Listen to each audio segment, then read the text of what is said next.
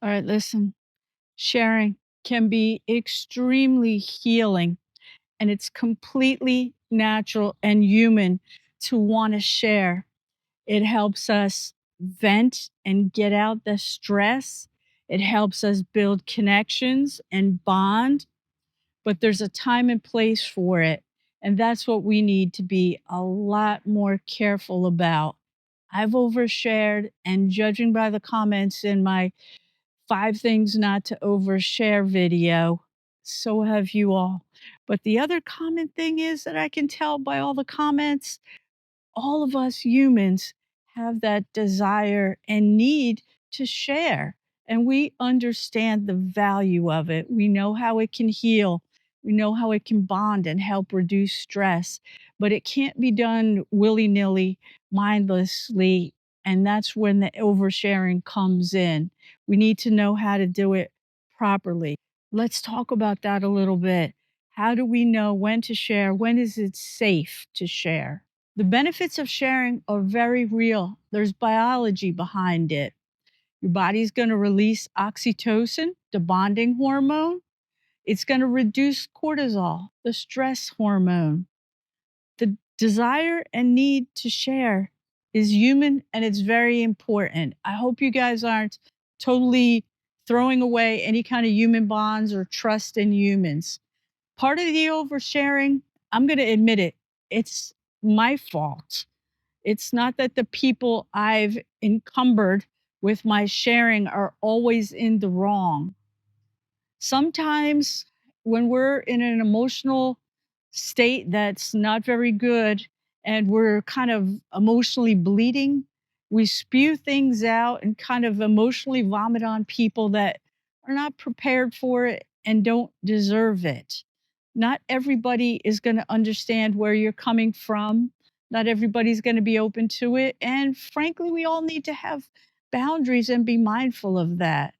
I might be your friend and have known you for a long time, but out of nowhere, if you come and tell me about the time you were in jail for, say, a domestic violence situation or abusing animals, I'm going to have a real tough time being accepting of you and not always have that in the back of my mind. So, what I'm saying here is you need to know your audience. Who are you sharing with? Why and when? You need to be super mindful of that. It's not always appropriate. For example, there's programs for people that are in recovery. That's a place to share. And it's well documented that the benefit of that is extremely healing and builds a kind of a sense of community.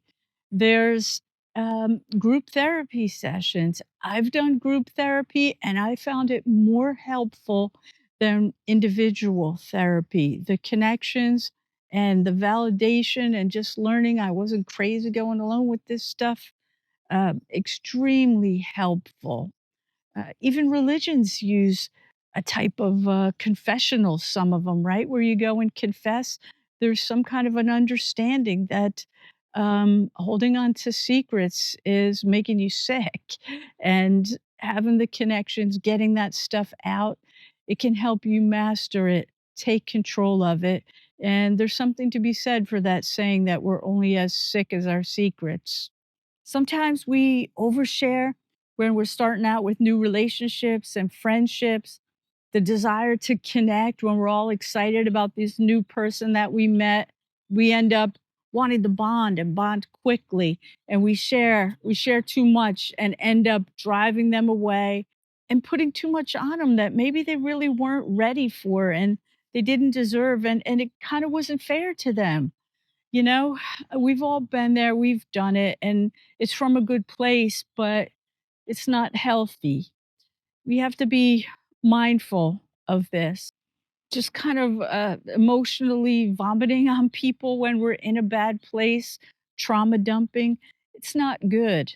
If you need to work on having healthy boundaries, yeah, set out on doing that and improving them. I've had to learn and adjust, and it's been a good thing. And it'll put you in a positive place when you're raw and just kind of looking for someone else to help heal your pain. It's okay if you're in that group therapy session or talking with your individual therapist.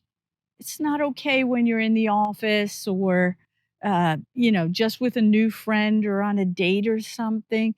That's not the time to share your entire world history.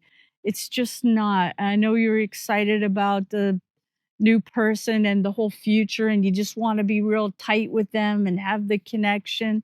I get it. But what you're doing is destroying the potential. You have to give the relationships and the friendships time to grow. The people in your inner circle that you share with, trust your gut about them. If you got an uneasy feeling, don't share. Okay? Share with people you know their history. I have a very good friend who's really, really got a thing about finances and money. I don't share anything like that with her because I know what kind of response I'm going to get. If I'm having some kind of trouble with that area, that's not the one to like talk to about it because I know I'll get a bunch of judgment. Anything else? Absolutely, I can share. But you need to know your audience. Not every person is meant for every conversation, and that's okay. If you've got some people in your life and they're always talking and gossiping about everybody else, be careful. They might not be the ones you want in your corner or you want to share too much with. They're probably going to be running around telling everybody about what you have going on as well. Again, you need to know the audience. I know in general, the people I share things with, um, I temper it. I might start out with just little things and see how that goes. It takes time to kind of build and get to know people. You don't want to go in with the full gory details, next level of something bad or traumatic or whatever. Little by little, you feel it out. You get to know them and you get to know their limits, what they can accept and what they can handle. Not everybody's going to be capable of talking about everything. Uh, for example, even there's certain medical things, if you get too extreme, I'm going to get queasy. I'm going to have to say, whoa, whoa, it's getting to be TMI a little bit. You have to be careful and know the audience, and that's okay. Some people you'll be able to share some things with, some you'll be able to share other things with. Boundaries, limitations, it's okay. And the most important thing I think is taking the time. It's a process. It's a slow process to build real bonds and trust with other people. You can, but it's going to take time. And if you rush in there and you start just spewing everything about yourself, your whole history, especially all 60 years of it that I have, no, that's no good. It's going to be overwhelming and just way too much. Just little pieces at the appropriate time. And if something big is going on in your life, like an addiction problem, depression, whatever that you need help with, you share under the right conditions in groups meant for that or with a therapist, things like this. Appropriate place, appropriate time, appropriate people. Journaling can be really helpful too. Sometimes when I'm in a place and starting to spiral a little bit, get down a rabbit hole, I'll journal and just write it out. And that helps me get back into balance. I know it sounds corny, like, oh yeah, what am I going to go journal that I don't have the tax money or something?